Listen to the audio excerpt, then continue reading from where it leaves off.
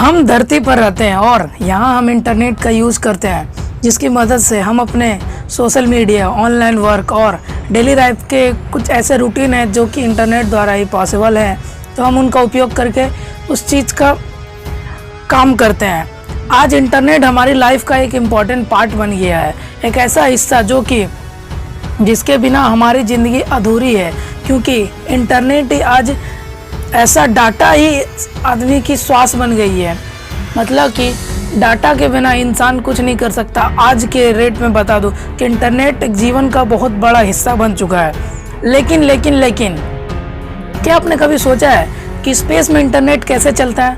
मतलब कि जो हमारा गैलेक्सी है, अंतरिक्ष है, वहाँ क्या हम इस इंटरनेट का उपयोग कर सकते हैं? इस इंटरनेट से मूवी, वीडियोस और भी सोशल ऐप्स को यूज करके उसका उपयोग कर सकते हैं। तो आज इन सब क्वेश्चंस का जवाब आज इस वीडियो में जानने वाले हो, तो इस वीडियो को एंड तक ज़रूर देखना। और अगर आप चाहते हो कि मैं एक इंटरनेट पर एक प्रॉपर वीडियो बनाऊं, तो आप नीचे कमेंट कर सकते हो या मुझे हुक्म दे सकते हो। यहाँ आपको एक बात पता होनी चाहिए और मैं आपको बता देता हूँ कि स्पेस में जो इंटरनेट चलता है उसे इंटरप्लेनेटरी इंटरनेट कहते हैं। और मैं आपको इस बारे में आज अच्छी तरह से डिटेल्स में बताऊंगा, क्योंकि इस इंटरप्लेनेटरी इंटरनेट का सच और ये कैसे काम करता है आज आप ये जानने वाले हो। और स्पेस में इंटरनेट कैसे चलता है, आज ये 2 टॉपिक होने वाला है। तो अगर इस वीडियो को लेंथ भी हो जाती है, ये वीडियो लेंथी भी हो जाती है, मतलब बड़ी भी हो जाती है, तो कृपया आप इसे पूरा देख लेना, क्योंकि मैंने 2 टॉपिक को एक वीडियो में डिस्क्राइब करने की कोशिश की है। तो पहले हम बात करते हैं इंटरप्लेनेटरी इंटरनेट के बारे में। इंटरप्लेनेटरी इंटरनेट अंतरिक्ष में एक कल्पना मात्र है, मतलब कि एक ऐसा कंप्यूटर नेटवर्क है जो कि थिंकलेस है, मतलब कि कल्पना मात्र है। ये असल में होता नहीं है, लेकिन एक ऐसा कंप्यूटर नेटवर्क सेट किया गया है जिसमें नेटवर्क डॉट्स का एक सेट शामिल होता है जो एक दूसरे के साथ संवाद कर सकते हैं। मतलब कि ये दोनों आपस में बातचीत भी कर सकते हैं अपनी कोडिंग लैंग्वेज में, जो कि एक ऐसा नेटवर्क है जो कि बनाया गया है। इंटरप्लेनेटरी कम्युनिकेशन से इंटरप्लेनेटरी संचार में बहुत देरी होती है, इसलिए प्रोटोकॉल्स और टेक्नोलॉजी का एक नया सेट जो बड़े विलंब और जो देरियां होती है, त्रुटियां होती है, उसके खिलाफ इसका यूज किया जाता है कि उन सब देरियों को कवर अप किया जाए। इंटरप्लेनेटरी इंटरनेट एक ऐसा स्टोर है और इंटरनेट्स का फॉरवर्ड नेटवर्क है जो कि इंटरनेट्स को कंट्रोल करने का काम करता है, अंतरिक्ष में इंटरनेट को कंट्रोल करने का काम करता है, जिसे अक्सर डिस्कनेक्ट किया जाता है। आपको एक बात बता दूं कि इसमें एक वायरलेस बैकबोन होता है जिसमें एरर प्रोन लिंक होते हैं और 10 मिनट से लेकर आधे घंटे तक इसका काम होता है। ये काम करती है कि 10 मिनट से आधे घंटे तक इसके कनेक्शन बनाए रखे, जबकि इसमें कनेक्शन भी होता है। ये आधे घंटे तक इसके कनेक्शन को बनाने में इसकी सहायता करता है, मदद करता है। स्पेस कम्युनिकेशन टेक्नोलॉजी लगातार कई देशों की स्पेस एजेंसी द्वारा सहमत मानक प्रोटोकॉल के विकास के लिए एक आर्किटेक्चर विकसित किया है, जिन्होंने एक आर्किटेक्चर विकसित किया है। इसके लिए 1982 में स्पेस डाटा सिस्टम समिति मतलब CCSDS का निर्माण किया गया था। एक ऐसा समिति है जो कि इन सब कार्यों को देख रेख करता है। आपको बता दो कि इसमें 11 सदस्य एजेंसियां, 28 ऑब्जर्वर एजेंसी और 140 से अधिक इंडस्ट्रियल कम्युनिकेशन भी शामिल हैं, जो कि इन सब से मिलकर एक कम्युनिटी तैयार की गई है जो कि इन सब कामों के ऊपर ध्यान देती है। इनका काम ही यही है, इन सब चीज़ों के ऊपर ध्यान दे। ये स्पेस डाटा सिस्टम के वक्त के साथ और विकसित होता गया, क्योंकि इसका जो इम्प्रूवल होता गया, जिससे इसमें डेवलपमेंट होते गए। 1990 के दशक से इंटरनेट प्रोटोकॉल और CCSDS स्पेस लिंक प्रोटोकॉल में कई सुधार और बदलाव हुए। एग्जाम्पल के लिए बता दूं कि 2 जनवरी 1966 में 1996 में पृथ्वी की परिक्रमा STRV-1B में सफल FTP फाइल को एक जगह से दूसरे जगह तक स्थानांतरण होता है, जो CCSDS मतलब CPV4 जैसे space communication protocol specification SCPS जिसका शॉर्ट फॉर्म है, प्रोटोकॉल्स पर FTP चलाता है। इसमें FTP चलाता है, जिसमें इसका जो इंटरनेट का प्रोटोकॉल होता है उसका CCS, मतलब कि इंटरनेट का जो प्रोटोकॉल है इसमें CCSDS का बिना काम ही नहीं कर सकता है। CCSDS मेन उसका हिस्सा है जिसके बिना ये इंटरनेट प्रोटोकॉल्स अंतरिक्ष में काम करते हैं। इसमें स्पेस क्राफ्ट भी शामिल है, जो कि अंतरिक्ष वाहन जो होते हैं जो स्पेस में चलते हैं, जिसमें आप ट्रैवलिंग भी कर सकते हैं। जो स्पेस क्राफ्ट होते हैं ये इसमें शामिल है। जैसे VOSAT-12 एक सैटेलाइट है जो कि नासा के जेट प्रोपल्शन लेबोरेटरी JPL में ही इंटरप्लेनेटरी इंटरनेट का अध्ययन करने के लिए JPL में वैज्ञानिकों का शुरुआत किया गया था, जिसमें कि आपको बता दें कि इस टीम में विंटन सेर्फ और एड्रियन हुक, जो कि अभी नहीं है दुनिया में, मर चुके हैं, उन्होंने इन दोनों ने मिलकर इस टीम का नेतृत्व किया था। इस टीम में ऐसे इसी इंटरप्लेनेटरी इंटरनेट के अध्ययन, मतलब इसके स्टडी के ऊपर एक्सपेरिमेंट किए गए थे कि इंटरप्लेनेटरी इंटरनेट स्थापित कैसे किया जाए अंतरिक्ष में। एक क्षेत्र की अवधारणा दूं तो इंटरप्लेनेटरी इंटरनेट एक प्राकृतिक वास्तु तथ्य है जिसका उपयोग क्षेत्र में होता है। मतलब क्षेत्र होता क्या है? क्षेत्र एक ऐसा क्षेत्र है, मतलब क्षेत्र भी एक क्षेत्र है, लेकिन क्षेत्र एक ऐसा क्षेत्र है जो संचार मतलब कम्युनिकेशन, मतलब संचार की विशेषताएं समान है। क्षेत्र का काम क्या होता है कि संचार करना, कम्युनिकेशन मतलब उनसे कनेक्शन बनाए रखना, सुरक्षा मतलब कि सेफ्टी प्रदान करना, संसाधनों का रख रखाव करना, मतलब कि जो व्हीकल्स हैं, जो स्पेस क्राफ्ट है उनका देखभाल करना, जैसे और भी कई काम है जो कि ये करता है।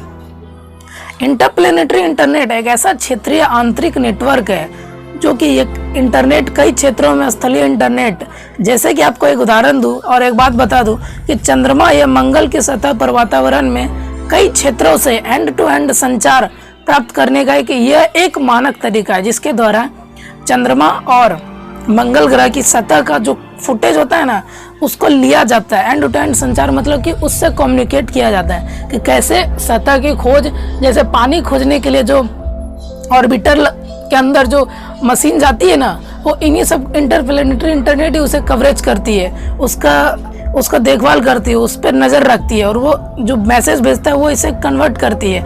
मैं जो बार बार बोल रहा हूँ ना ये CCSDS, इसका मतलब क्या होता है? तो इसका मतलब होता है consultative committee for space data system. ये एक कमिटी है जिसके बारे में मैं पहले बता चुका हूँ कि जो कई स्पेस एजेंसियों का एक संगठन है जिसके अंदर बहुत सारे बंडल तैयार किए जाते हैं। ये बंडल होते क्या है? ये बंडल OSI मॉडल का एक क्षेत्र होता है। OSI मॉडल का, जो कि ऊपरी परतों पे नए प्रोटोकॉल का विकास करते रहता है, उसका डेवलपमेंट करते रहता है कि नए लेयर तैयार हो सके जिसमें नेटवर्क का गठन हो सके। इसमें DTN क्या होता है कि डिले टॉलरेंट नेटवर्किंग, जो कि लंबी दूरी पर समय की देरी के माध्यम से समय की देरी को कम करने का काम करता है, मतलब कि कम से कम समय में उसका काम हो सके। समय की देरी को ये धीरे धीरे कम करता है। ये खास डिज़ाइन करने के लिए भी ये सक्षम है, मतलब कि ये समय की देरी तो कम करता है लेकिन ये खास तरह की डिज़ाइन को भी इम्प्रूव करने के लिए तैयार रहता है। ये भी कर सकता है। यहाँ जो इंटरनेट प्रोटोकॉल या IP होता है वो पृथ्वी के इंटरनेट के दिल के रूप में काम करता है। मतलब हमारा जो इंटरनेट प्रोटोकॉल जो स्पेस में लगे होते हैं ना, इंटरनेट प्रोटोकॉल, इसके द्वारा संचार किया जाता है ना, हम जो अपने अर्थ पर जो इंटरनेट यूज करते हैं ना, IP उसका हार्ट है, मतलब कि हार्ट बीट है। आप समझ सकते हो कितना बड़ा कंसेप्ट है कि IP मतलब इंटर प्रोटोकॉल हमारे लिए कितना जरूरी है। अब मैं समझाता हूँ IP और BP में अंतर क्या है, डिफरेंस क्या है। IP एक आसान एंड टू एंड रास्ता है जिसे काम करता है, लेकिन BP जो है गलती और डिस्कनेक्टिंग के लिए बनाई है कि मान लीजिए कोई गलती हो गई तो उसको बचाने के लिए बनाई गई है, गलती हो गई तो उसको सुधारने के लिए बनाया गया। मान लीजिए कभी डिस्कनेक्टिंग हो गया, कोई हमारा सर्वर डिस्कनेक्ट हो गया तो उसे फिर से कनेक्ट करने के लिए बनाई गया। मतलब BP का मतलब होता है बंडल प्रोटोकॉल और IP का मतलब होता है इंटरनेट प्रोटोकॉल, जो कि पहली बार BP को 2008 में VKDMC उपग्रह, जो कि सैटेलाइट है, अंतरिक्ष में परीक्षण किया गया था। इसका एक्सपेरिमेंट किया गया था कि कैसे काम करता है बंडल प्रोटोकॉल, और इस सैटेलाइट में वो परीक्षण किया गया था उसका। ऐसे कई एंड टू एंड प्रयोग किए गए हैं जिसमें CFDP भी एक है। ये खुद ही काम करता है, जिसका मतलब है कि CCSDS जो कि फाइल डिलीवरी प्रोटोकॉल, इसका मतलब होता है CFDP का फुल फॉर्म है CCSDS, फाइल डिलीवरी प्रोटोकॉल। इन सब अनुप्रयोगों कई ग्राउंड स्टेशन और स्पेसक्राफ्ट में फाइलों का ट्रांसफर करता है। इसका काम होता है CFDP का कि ये ना स्पेसक्राफ्ट से सैटेलाइट तक फाइल का ट्रांसफर करें, फिर उसके बाद स्पेस स्टेशन थे अदर जगह पर फाइल का ट्रांसफर करें। इसका मतलब होता है इसका डाटा कलेक्ट करके दूसरी जगह पहुंचाना। एक जगह से डाटा उठाया दूसरी जगह पहुंचाया, उस जगह से डाटा होता है पहली जगह पहुंचाया। तो ये सब इनका यही काम होता है कि ट्रांसफर, फाइलों का ट्रांसफर एक जगह से दूसरी जगह करना। अब बताता हूँ, इंटरप्लेनेटरी इंटरनेट जो है वो एक special interest group of the internet society ने प्रोटोकॉल और मानकों को परिभाषित करने के लिए बनाया था, जो कि इसको डिफाइन कर सके कि ये सच में होता है या नहीं। लेकिन आज इंटरप्लेनेटरी इंटरनेट का उपयोग बहुत जगह होते हैं, जैसे कि पृथ्वी और मंगल, मतलब कि अर्थ टू मार्स, इन दोनों के बीच एक इंटरप्लेनेटरी लिंक स्टेबल किया गया है, मतलब करने का प्लान बनाया गया था, लेकिन अभी तक सक्सेसफुल नहीं हुआ है। इसका ऊपर अभी भी काम चल रहा है। लेकिन मार्स, मंगल और पृथ्वी के बीच एक ऐसा इंटरप्लेनेटरी इंटरनेट मतलब स्थापित करने का काम किया गया था, जिसके माध्यम से लाइट और ऑप्टिकल तत्वों के बीम का उपयोग करके वो इंफॉर्मेशन भेज सकता था। मतलब कि मंगल ग्रह पर क्या है, पानी है या नहीं, जीवन मुमकिन है या नहीं, अर्थ के दोनों के बीच में कितना डिफरेंस है, ऑर्बिटर में कितनी पावर दोनों के, वहाँ पर गुरुत्वाकर्षण मतलब ग्रेविटी है या नहीं, इन सब कामों के लिए इसे स्थापित करने का काम किया गया था। इंटरनेशनल स्पेस स्टेशन जो होता है 22 जनवरी 2010 से नियमित स्थलीय इंटरनेट से जुड़ा हुआ है। मतलब कि हमारा जो अर्थ पे इंटरनेट है ना, वो इंटर स्पेस स्टेशन से जुड़ा हुआ है, जो कि इंटरनेशनल स्पेस स्टेशन होते हैं। इसके ऊपर एस्ट्रोनॉट, साइंटिस्ट और भी कई तरह के लोग काम करते हैं, सैटेलाइट्स को देख रेख का काम करते हैं, स्पेसक्राफ्ट को देखने का काम करते हैं। यहाँ पर बता दो कि मेन तो हमारा यही इंटरनेशनल स्पेस स्टेशन ही है, जिसके ऊपर हमारा इंटरनेट काम करता है, मतलब कि हमसे कनेक्ट किया हुआ इंटरनेट काम करता है। अब देखिए कैसे नासा और ESA मतलब यूरोपियन स्पेस एजेंसी दोनों ने मिलकर इंटरनेशनल स्पेस स्टेशन को अर्थ से जोड़ने के लिए DTN प्रोटोकॉल का प्रयोग किया है, जो कि इन दोनों को डाटा ट्रांसफर कर सके, मतलब कि यहाँ से इंटरनेट वहाँ यूज कर सके, और इंटरनेट का माध्यम बनाया जो कि DTN प्रोटोकॉल। इसके माध्यम से याद रखिएगा DTN प्रोटोकॉल, जिसके माध्यम से अर्थ का इंटरनेट स्पेस स्टेशन पर काम करता है। अब जानते मेन हमारा टॉपिक आता है कि इंटरनेट का उपयोग वो लोग कैसे कर पाते हैं, या वहाँ पर स्पीड कैसा है, क्या वो लोग नेटफ्लिक्स देख सकते हैं, वहाँ पर वेब शोज देख सकते हैं। तो इन्हीं सब बातों पर बात करेंगे कि इंटरनेट कैसे लोग यूज करते हैं। पहले बता दो कि स्पेस में जो इंटरनेशनल स्पेस स्टेशन होते हैं, जो कि कुछ ऐसा होता है, ISS इसका शॉर्ट फॉर्म है, जो जहाँ एस्ट्रोनॉट्स रहते हैं, जो कि काम करते हैं, साइंटिस्ट रहते हैं और भी कई तरह के लोग रहते हैं, वहाँ पर काम करते हैं, वो इन इंटरनेट्स का उपयोग करते हैं अपने काम के लिए। या फिर जो अंतरिक्ष यात्री जाते हैं ना, स्पेस ट्रैवलर, आजकल अंतरिक्ष में भी पॉसिबल है जाना। इसके ऊपर मैं एक और वीडियो बनाऊंगा जिसमें बताऊंगा कि SpaceX, my inspiration Elon Musk, कैसे इंसानों को स्पेस में यात्रा करने के लिए भेज रहा है, कैसे रॉकेट्स बना रहा है और कैसे मंगल ग्रह पर स्थापना। इसके ऊपर मैं खुली चर्चा करूंगा एक नए वीडियो में। आज बता दो जो अंतरिक्ष यात्री होते हैं वो कैसे नेट का यूज करते हैं, जहाँ पर जो रेडियो तरंग होते हैं ना, रेडियो वेव्स जिनका उपयोग करके ये इंटरनेट का यूज करते हैं, क्योंकि एयर भी नहीं होता है वहाँ पर, जिसके कारण इसमें कोई दिक्कत नहीं होती है रेडियो वेव्स में। ये ऐसे होता है जैसे लोग GPS सिस्टम का यूज करते हैं ना, सैटेलाइट से कनेक्ट होता है, इंसान यहाँ पर है तो दोनों को अटैच कर दिया, ऐसा टाइप का इंटरनेट का वो लोग यूज करते हैं। जैसे GPS का हम लोग यूज करते हैं, वैसे इंटरनेट का ISS का एक एंटीना आवृत्ति बैंड का उपयोग करके उनके एंटीना पर सिग्नल कैच करने के लिए करता है।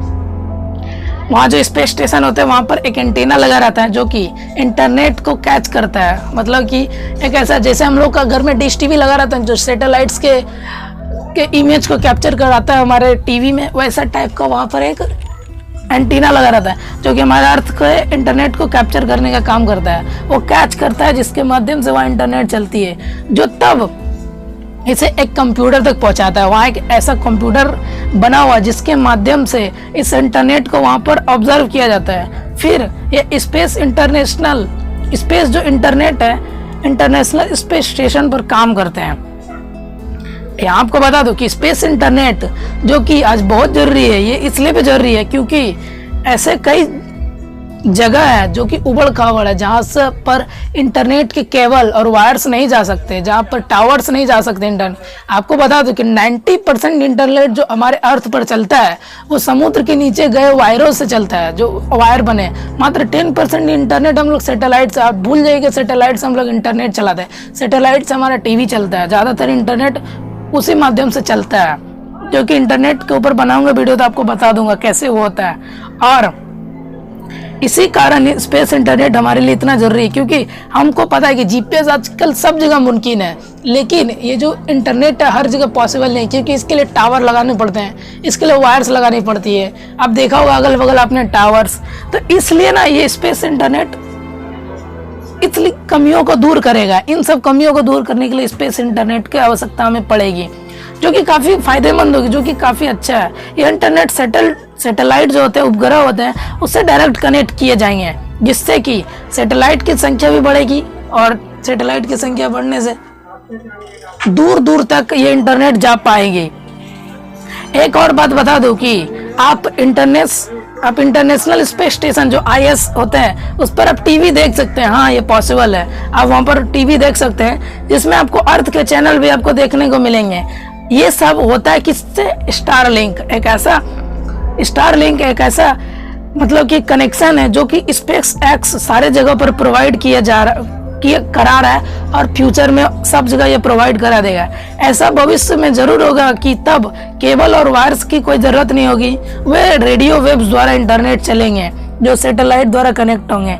रेडियो वेव्स इंटरनेट को यूज कर सकते हैं आप कहीं भी रहे, जंगल में रहे, कहीं भी रहे। स्पेस में इंटरनेट तो चलता है लेकिन बहुत ही स्लो चलता है। ये इतना स्लो चलता है ना कि आपने अभी आप तो 4G यूज कर रहे हैं, बट आपने जो 2G यूज किया होगा ना, तो 2G का नेटवर्क आपको पता ही है कितना स्लो है। तो 2G का जितना नेटवर्क स्लो है ना, उतना ये फास्ट चलता है। मतलब कि 2G का नेटवर्क के बराबर इसका स्पीड रहता है, जिसमें कि आप नॉर्मल एक व्हाट्सअप, बाकी नॉर्मल ऐप्स को यूज कर सकते हैं, बाकी आप अदर काम उसके लिए अलग बनाए गए हैं। तो इस इंटरनेट का उपयोग आप उस पर 2G पर कर सकते हैं, लेकिन नासा इसे भी सुधारने में लगा हुआ है। नासा इसकी स्पीड को भी तेज करने में लगा हुआ है कि इसकी स्पीड और कैसे फास्ट कराई जाए, जिससे कि एस्ट्रोनॉट्स और बाकी यात्रियों को फ़ायदा हो, इंटरनेट की सुविधा उन्हें मिल पाए।